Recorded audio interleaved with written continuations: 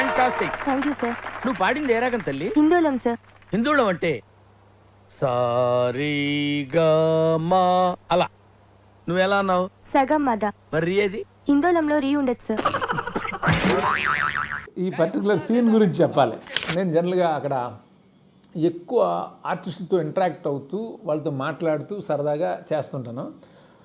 ఇది బ్రహ్మానంద్ గారి క్యారెక్టర్ ఎంత వర్కౌట్ అయిందో మీ అందరికీ తెలుసు కదా, కింగ్లో క్యారెక్టర్.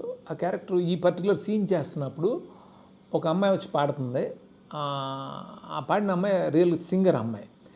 ఆ అమ్మాయితో నేను ఇలాగా చెప్పినప్పుడు హిందోళం గురించి మాట్లాడేదో అతను మిస్టేక్ ఐడెంటిఫై చేసి తన సుపీరియారిటీని చూపిస్తుంటాడు. నిజానికి ఈ డజంట్ నో ఎనీథింగ్, ఎవరు మ్యూజిక్ డైరెక్టర్కి అనేది అక్కడ విషయం. సో అప్పుడు హిందోళం గురించి మాట్లాడుతున్నప్పుడు ఎలా చేయాలి అంటే అమ్మాయి చెప్పింది హిందోళంలో రీ ఉండదు అనే విషయం నాకు అమ్మాయి ద్వారా తెలిసి నేను అది ఇన్కార్పొరేట్ చేసి రాసి అది చేశాను. అది చేసాం, అది బాగా వర్కౌట్ అయింది. దేవి రీ రికార్డింగ్ చేస్తున్నప్పుడు నన్ను అడిగాడు, భయ మీకు హిందోళంలో రీ ఉండదని మీకు ఎలా తెలుసు అని నన్ను అడిగాడు.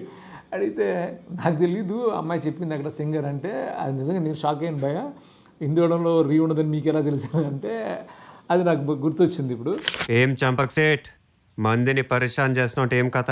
కథలు చెప్పడానికి నేను హరిదాసుని కాదు, చంపక్ దాసుని. నేను పరేషాన్ చేయట్లా, ఫైనాన్స్ చేస్తున్నాను. ఏందిరో వాల్యూమ్ పెంచినావు? పెంచక నేను చూసి పోసేసుకుంటాను అనుకున్నావా? ఇది వ్యాపారం. నేను స్ట్రాంగ్గా బిలీవ్ చేసేవాడిని, ఎంత పెద్ద సినిమా చేసినా సరే, ఎంత సీరియస్ థీమ్ అయినా సరే దాన్ని ఎంటర్టైనింగ్గా చెప్పాలని. ఫ్రాంక్గా మీరు చూస్తే దూకుడు అనేది చాలా సీరియస్ థీమ్, ఒక ఫాదర్ అండ్ సన్ ఎమోషన్ సంబంధించిన విషయం సినిమా. అది దాన్ని ఇంత ఎంటర్టైనింగ్గా చెప్పాలి అని అనుకున్నప్పుడు ఈ రియాలిటీ షో ఐడియా. ఈ రియాలిటీ షోలో ఆల్రెడీ యాక్టింగ్ పిచ్ ఉన్న బ్రహ్మానందం గారి క్యారెక్టరు ఇల్లు అద్దెకిచ్చుకుని అందులో వేషాలు వేస్తూ సినిమా షూటింగ్లు ఇస్తూ చేస్తుంటాడు. ఆయన్ని ఈ రియాలిటీ షోలో ఇన్వాల్వ్ చేసి చేయటం. సో ఆయన ఆ పీక్ పర్ఫార్మెన్స్ చేశారు. అసలు మహేష్ బాబు దాన్ని యాక్సెప్ట్ చేసి తాను అంత బిలీవ్ చేసి చేయడం వల్ల ఆ ఎపిసోడ్ అంత బాగా వచ్చింది. టీ తాగుతావంటరా? టీలు కాఫీలు అలవాట్లేదు. ఎంట్రీ తాగుతావా? టీ తాగినట్టు ఇలాగే ఒక్కొక్కరు టీ తాగుతారా? థ్యాంక్స్ అండి. ఇది టీయా? కాఫీ ఇచ్చావా? టీయే సార్. ఆ ఎపిసోడ్లో ప్రత్యేకత ఏంటంటే నేను అది స్క్రిప్ట్ రాయలే, ఏ సీన్ కూడా రాయలేదు. జస్ట్ ప్రతి సీన్కి సంబంధించిన కంటెంట్ నా మైండ్లో ఉంది. అదే కంటెంట్ ఆర్టిస్ట్కి ఎక్స్ప్లెయిన్ చేసి టైమింగ్ చెప్పి నువ్వు ఇది చెప్పు అని చెప్పడం వల్ల ఏమైందంటే అది ఎక్కడ ఒక ఫ్రేమింగ్ ఉండదు, చాలా న్యాచురల్గా ఏదో జరుగుతున్నట్టుగా ఉంటుంది. అది ఇన్ని ఇయర్స్ అలా ఉండడానికి రీజన్ ఆ రియల్ న్యాచురాలిటీ, అది అలా చేయటం. దానికి నేను థ్యాంక్స్ చెప్పాల్సింది ఆర్టిస్టులకి. ఎందుకంటే నన్ను బిలీవ్ చేసి ఒక సీన్ పేపర్ లేకుండా నేను చెప్పిందల్లా వాళ్ళు ఫాలో చేస్తూ నాకు కావాల్సినట్టు ఆ టైమింగ్ ఇచ్చిన యాక్టర్స్ లైక్ రవితేజ కానీ, బ్రహ్మానందం గారు కానీ, ఏవిఎస్ గారు కానీ, శ్రీనివాస్ రెడ్డి, చిత్రం శ్రీను, రామచందర్, స్నేహ, వాళ్ళందరూ చాలా బాగా బ్రిలియంట్గా ఫాలో చేశారు. అలాంటి train episode after long 20 years తర్వాత, ఆఫ్టర్ లాంగ్ టైం 20 years తర్వాత మళ్ళీ నేను విశ్వంలో రిపీట్ చేయటం అంటే చాలా ఆలోచించాను. ఎందుకనంటే కథ డిమాండ్ మేరకు ఇందులో ట్రైన్ ఎపిసోడ్ కంపల్సరీ కావాలి. కానీ నేను ట్రైన్ ఎపిసోడ్ చేస్తున్నానని అంటే ఖచ్చితంగా వెంకీతో కంపేర్ చేస్తారు.